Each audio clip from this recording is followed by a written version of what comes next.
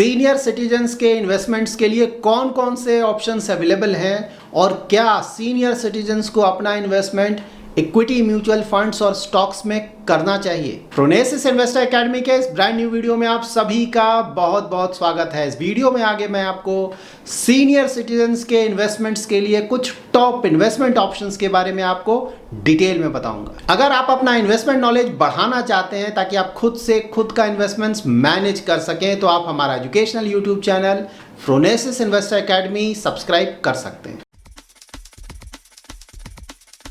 Senior citizens के investment plan में जो नंबर 1 और मोस्ट इंपॉर्टेंट पॉइंट होगा वो होगा इमरजेंसी फंड। आपके लिए इमरजेंसी फंड सबसे ज़्यादा इंपॉर्टेंट है। इमरजेंसी फंड अगेन डिपेंड करेगा कि आपका मंथली एक्सपेंसेस कैसा है, आपका जो कॉर्पस है, टोटल कॉर्पस, वो कॉर्पस कहाँ कहाँ इन्वेस्टेड है, उसमें किस तरह का लिक्विडिटी है, ताकि कब आप उस पैसे को निकाल पाएंगे, कितनी जल्दी निकाल पाएंगे, और मोस्ट इम्पॉर्टेंटली आपका हेल्थ इंश्योरेंस कवर है कि नहीं। क्योंकि अगर आपका हेल्थ इंश्योरेंस कवर नहीं है तब तो आपका इमरजेंसी फंड काफ़ी बड़ा होना चाहिए। हेल्थ इंश्योरेंस कवर कितना होना चाहिए ये of course person to person vary करेगा, क्योंकि सपोज़ कोई गवर्नमेंट हॉस्पिटल्स में अपना इलाज कराते हैं या फिर जनरली छोटे हॉस्पिटल्स में जाते हैं अपना इलाज कराने, तो वहाँ पे खर्च थोड़ा कम आएगा। और अगर कोई बड़े हॉस्पिटल्स में जाते हैं अपना इलाज कराने के लिए तो वहाँ पे खर्च ज़्यादा आएगा। लेकिन ऐसा थंब रूल ट्राई करना चाहिए कि 10 लाख का हेल्थ इंश्योरेंस कवर तो ज़रूर हो। अगर उससे ज़्यादा है तो वो बहुत अच्छा है। और अगर आपका हेल्थ इंश्योरेंस कवर नहीं है तब ऑफ कोर्स आपके इमरजेंसी फंड का अमाउंट काफ़ी बढ़ जाएगा। जनरली बेसिस योर रिक्वायरमेंट आप 6 to 12 मंथ्स का इमरजेंसी फंड रख सकते हैं। लेकिन अगर हेल्थ इंश्योरेंस कवर नहीं है तो उसके लिए अलग से आपको 5 to 10 लाख का कॉर्पस और ऐड करना होगा आपके एग्जिस्टिंग इमरजेंसी फंड में। सपोज किसी का monthly expenses about 1 lakh per month का है तो यहाँ पे देखना होगा कि आपके ऊपर डिपेंडेंस कितने हैं, लायबिलिटी कितना है, उन चीज़ों को भी कंसिडर करना होगा इमरजेंसी फंड बनाते वक्त।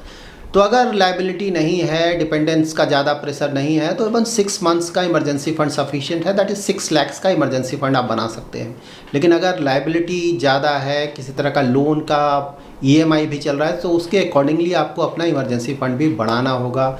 सिमिलरली अगर हेल्थ इंश्योरेंस है तब तो ठीक है, अगर वो भी नहीं है या फिर अमाउंट काफ़ी कम है उस केस में भी आपको इमरजेंसी फंड का अमाउंट बढ़ाना होगा। इमरजेंसी फंड का पैसा हमें कहाँ इन्वेस्ट करना चाहिए तो ऑफ कोर्स ये आपके इन्वेस्टमेंट नॉलेज पे डिपेंड करता है। अगर आपको डेट म्यूचुअल फंड्स का आइडिया है तो कुछ पैसा आप लिक्विड फंड्स में रखें जो कि इमीडिएटली आप निकाल सकें, और साथ ही अगर कॉर्पस बड़ा है तो उसमें से कुछ पैसा आप अल्ट्रा शॉर्ट टर्म और शॉर्ट टर्म डेट फंड में भी रख सकते हैं। अगर आपको डेट म्यूचुअल फंड्स का आइडिया नहीं है, वहाँ पे आप इन्वेस्ट नहीं करना चाहते हैं, तब तो आप बैंक के सेविंग्स अकाउंट में अपना एक पोर्शन रख सकते हैं और कुछ पैसा आप शॉर्ट टर्म FD में भी रख सकते हैं। यहाँ पे अगर आप चाहें तो किसी स्मॉल फाइनेंस बैंक में भी अपना अकाउंट खोलकर उसमें भी पैसा रख सकते हैं सेविंग्स अकाउंट में, क्योंकि वहाँ पे जनरली आपको 5-6-7% के आसपास इंटरेस्ट मिलता है सेविंग्स बैंक अकाउंट में। ऑफकोर्स यहाँ पे आप ज़्यादा पैसा नहीं रखेंगे क्योंकि यहाँ पे रिस्क बढ़ जाता है।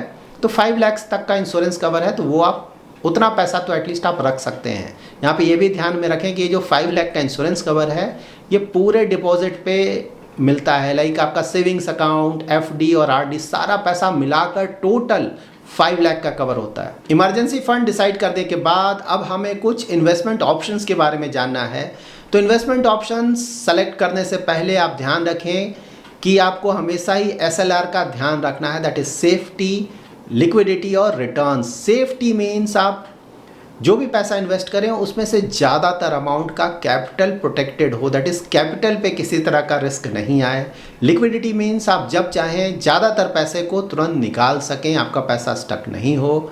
और थर्ड रिटर्न्स मीन्स कि जो भी पैसा आप इन्वेस्ट करें वहाँ पे सेफ्टी और लिक्विडिटी के साथ अगर वहाँ पे ठीक ठाक रिटर्न्स भी मिल रहा हो तो वो काफ़ी अच्छा होगा। आपके इन्वेस्टमेंट के लिए जो फर्स्ट ऑप्शन होगा वो होगा सीनियर सिटीजन सेविंग्स स्कीम। यहाँ पे आप अपना इन्वेस्टमेंट 1000 से लेकर 30 लाख तक कर सकते हैं और फिलहाल इस पे जो इंटरेस्ट मिल रहा है वो है 8.2% पर एनम, और आपको यहाँ पे क्वार्टरली इंटरेस्ट पे आउट होगा। सीनियर सिटीजन सेविंग स्कीम्स का टेनर होता है 5 ईयर्स का, और यहाँ पे जो आपको इंटरेस्ट मिलेगा क्वार्टरली वो मिलेगा 31 मार्च, 30 जून, 30 सितंबर और 31 दिसंबर को।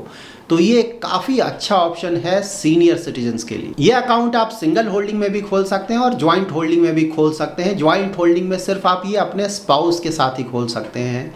साथ ही यहाँ पे 80C के अंतर्गत आपको टैक्स बेनिफिट भी मिलता है। यहाँ पे जो भी इंटरेस्ट अमाउंट है अगर वो 50,000 से ज़्यादा है तो वहाँ पे TDS कटता है। तो यहाँ पे ऑफकोर्स आप 15G 15H फॉर्म सबमिट कर सकते हैं जिससे कि TDS नहीं कटेगा। तो अगर आप चाहें तो 5 ईयर के मैच्योरिटी के बाद भी 3 इयर्स के लिए और एक्सटेंड कर सकते हैं। यहाँ पे प्री मैच्योर क्लोजर का भी ऑप्शन है। लाइक अगर आप इसको 1 साल से पहले क्लोज करते हैं तो वहाँ पे आपको किसी तरह का कोई भी इंटरेस्ट नहीं मिलेगा। और अगर आपको कोई भी इंटरेस्ट ऑलरेडी पे किया जा चुका है, क्योंकि क्वार्टरली इंटरेस्ट पे होता है, तो वो प्रिंसिपल से कट कर लिया जाएगा। अगर आप इसे 1 साल से 2 साल के बीच में करते हैं तो 1.5% फ्रॉम प्रिंसिपल अमाउंट आपका डेबिट होगा। और अगर आप 2 साल से 5 साल के बीच में इसे ब्रेक करते हैं तो वहाँ पे 1% का आपको पेनल्टी लगेगा, जो भी प्रिंसिपल अमाउंट है उसका। इन्वेस्टमेंट का सेकंड ऑप्शन है MIS, that is monthly income scheme. ये अकाउंट ऑफ कोर्स आप पोस्ट ऑफिस में खोल सकते हैं और यहाँ पे फिलहाल जो इंटरेस्ट मिल रहा है वो है 7.4% का। इसके साथ बेनिफिट ये है कि यहाँ पे आपको मंथली इंटरेस्ट मिलेगा। दैट इज़ जिस डेट भी आपने अपना इन्वेस्टमेंट स्टार्ट किया है तो उससे जब 1 मंथ कंप्लीट हो जाएगा तो उस डेट से जब तक ये मैच्योर नहीं होता है तब तक एवरी मंथ आपको इंटरेस्ट मिलता रहेगा। यहाँ पे आप 1000 रुपीज से अपना इन्वेस्टमेंट स्टार्ट कर सकते हैं और जो मैक्सिमम इन्वेस्टमेंट अमाउंट होगा वो होगा 9 लाख का।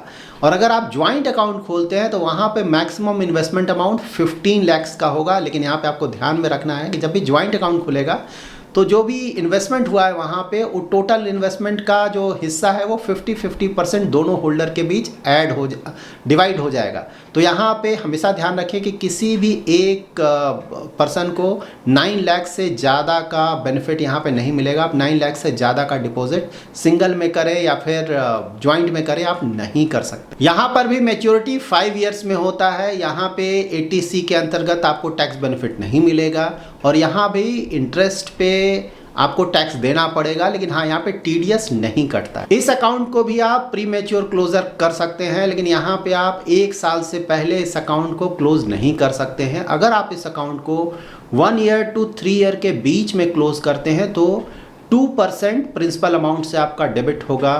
और अगर आप इस अकाउंट को 3 ईयर और 5 ईयर के बीच में क्लोज करते हैं तो 1% आपके प्रिंसिपल अमाउंट से डिडक्ट होगा। इन्वेस्टमेंट का थर्ड ऑप्शन होगा RBI फ्लेक्सी सेविंग्स बॉन्ड। फिलहाल इंटरेस्ट रेट ऊपर है तो ऑफकोर्स इन बॉन्ड्स में भी आपको अच्छा खासा इंटरेस्ट मिलेगा। तो जो भी NSE का इंटरेस्ट रेट है उससे कभी भी यहाँ पे 35 बेसिस पॉइंट्स आपको ज़्यादा इंटरेस्ट मिलेगा, दैट इज़ 0.35% ज़्यादा। ये बॉन्ड्स RBI के द्वारा इशू किए जाते हैं तो ऑफकोर्स यहाँ पे रिस्क फैक्टर नहीं है। इनका जो टेन्योर होता है वो 7 ईयर्स का होता है और आप यहाँ 1000 रुपीज़ से अपना इन्वेस्टमेंट स्टार्ट कर सकते हैं। और यहाँ पे प्लस पॉइंट ये है कि यहाँ पे मैक्सिमम इन्वेस्टमेंट लिमिट नहीं है, आप किसी भी अमाउंट का इन्वेस्टमेंट यहाँ पे कर सकते हैं। इन बॉन्ड्स का जो इंटरेस्ट रीसेट होता है वो एवरी 6 मंथ्स होता है। तो उस समय जो भी इंटरेस्ट रेट है, प्रिवेलिंग इंटरेस्ट रेट है, उसी के आधार पे NSC that is national saving certificate पे इंटरेस्ट मिलेगा और उससे 0.35% ज़्यादा आपको यहाँ पे इंटरेस्ट मिलेगा। तो यहाँ पे जो इंटरेस्ट पे आउट होता है वो भी 6 मंथली होता है, दैट इज साल में 2 बार। इन बॉन्ड्स में आप अपना इन्वेस्टमेंट किसी भी मेजर बैंक के थ्रू कर सकते हैं। यहाँ पे जो भी इंटरेस्ट इनकम होगा वो आपके टोटल सैलरी में ऐड अप हो जाएगा। जिस भी टैक्स ब्रैकेट के अंदर आप आते हैं उसके अनुसार आपको टैक्स पे करना होगा। यहाँ पे भी अगर आप TDS बचाना चाहते हैं, क्योंकि यहाँ पे भी इंटरेस्ट पे TDS कटेगा, TDS बचाना चाहते हैं आप तो पहले ही आपको फॉर्म 15G या 15H सबमिट करना होगा। यहाँ पे मैं फॉर्म 15G और 15H को भी क्लेरिफाई कर दूँ, काफ़ी लोगों को कन्फ्यूजन होता है। तो अगर आपका एज 60 ईयर्स से कम है तो 15G फॉर्म आपके लिए एप्लीकेबल होगा और अगर आपका एज 60 ईयर्स या उससे ज़्यादा है तो आप 15H फॉर्म भरेंगे। इन्वेस्टमेंट का फोर्थ ऑप्शन हो सकता है bank FD, that is fixed deposits. तो यहाँ पे हमने पहले ही डिस्कस किया है कि हमारा यहाँ पे जो फर्स्ट रिक्वायरमेंट है वो है सेफ्टी, उसके बाद हम रिटर्न्स देखते हैं। तो अगर आपका FD का अमाउंट काफ़ी बड़ा है तब तो आपको बड़े बैंक्स में ही FD करना चाहिए ज़्यादातर पैसा, क्योंकि वहाँ पे सेफ्टी काफ़ी ज़्यादा होगा। ऑल्दो इंटरेस्ट थोड़ा कम मिलेगा, बट एनी हाउ आजकल तो इंटरेस्ट रेट ऊपर है तो बड़े बैंक्स में भी आपको ठीक ठाक इंटरेस्ट मिल रहा है। सेकेंड ऑप्शन हो सकता है जो स्मॉलर बैंक्स हैं like unity small finance bank, ये आपको 1001 डेज का 9.5% इंटरेस्ट दे रहा है। तो यहाँ पे ऑफ कोर्स अगर छोटा अमाउंट है लाइक 5 लाख के रेंज का तो वो किया जा सकता है, क्योंकि वहाँ पे आपको इंश्योरेंस कवर मिलता है। और साथ ही अगर आपने एक और अकाउंट खोल दिया जो जॉइंट अकाउंट, तो इवन 10 लाख का कर सकते हैं। तो स्मॉलर फाइनेंस बैंक्स में ऑफ कोर्स अगर छोटा अमाउंट है तो कर सकते हैं, काफ़ी ज़्यादा इंटरेस्ट है। लेकिन अगर बड़ा अमाउंट है तो अभी भी बड़े बैंक्स में ही एफडी करें। अगर आपको जानना है कि जो मेजर बैंक्स हैं या स्मॉलर बैंक्स हैं वो फिलहाल किस तरह का इंटरेस्ट दे रहे हैं एफडी पे, तो इसमें हमने ऑलरेडी एक डिटेल्ड वीडियो पब्लिश किया हुआ है। इस वीडियो को आप वॉच कर सकते हैं। इससे आपको जो भी मेजर बैंक्स हैं उनके इंटरेस्ट रेट के बारे में, करंट इंटरेस्ट रेट के बारे में पता चल जाएगा। इन्वेस्टमेंट का 5th ऑप्शन हो सकता है म्यूचुअल फंड्स या स्टॉक्स। म्यूचुअल फंड्स में आपके पास डेट म्यूचुअल फंड्स हैं, हाइब्रिड म्यूचुअल फंड्स हैं और इक्विटी म्यूचुअल फंड्स हैं। और स्टॉक्स तो ऑफ कोर्स डायरेक्ट इक्विटी होगा। अगर आपको बैंक एफडी की तरह ही रिटर्न्स चाहिए या फिर थोड़ा ज़्यादा रिटर्न चाहिए और आपको लिक्विडिटी काफ़ी चाहिए अपने इन्वेस्टमेंट पे, तो इन दैट केस आप डेट म्यूचुअल फंड्स को कंसिडर कर सकते हैं।